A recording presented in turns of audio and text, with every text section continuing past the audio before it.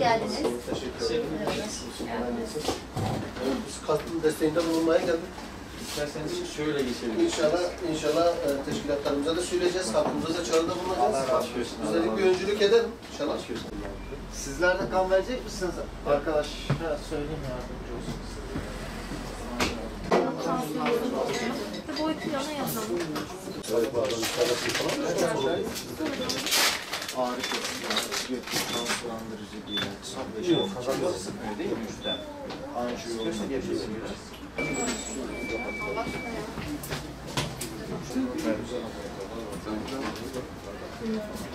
Hocam size şöyle geçebilirsiniz. Forma oyunda.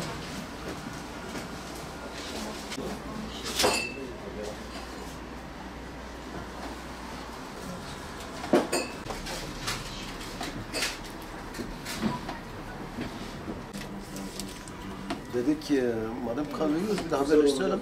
Hem teşkilatlarımıza talimat ve hem de halkımızı teşvik edelim. Bu anlamda bir çağrı yapalım dedik. İyi etmişsiniz, Allah razı olsun. Çok düştü çünkü bu sıra bağışlar. Havalar soğuduğu için.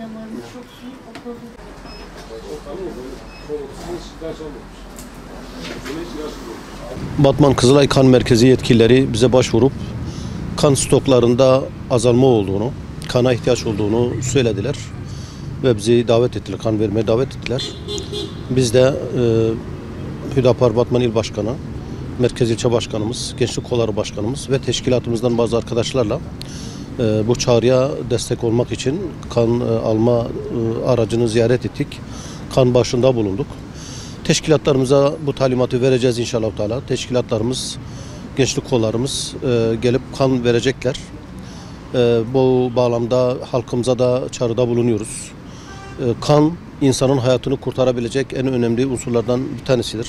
Ve eğer bizim kan depolarımızda, kan merkezimizde, Kızılay'da kan eksikliği, yetersizliği varsa buna hiçbir kişinin kayıtsız kalmaması lazım. Çok önemli bir olay. İnsan hayatını kurtarabilecek durumda olan her şeye bizim koşmamız lazım insanlar olarak. Hüdapar olarak bu işin öncülüğünü yapmaya çalıştık.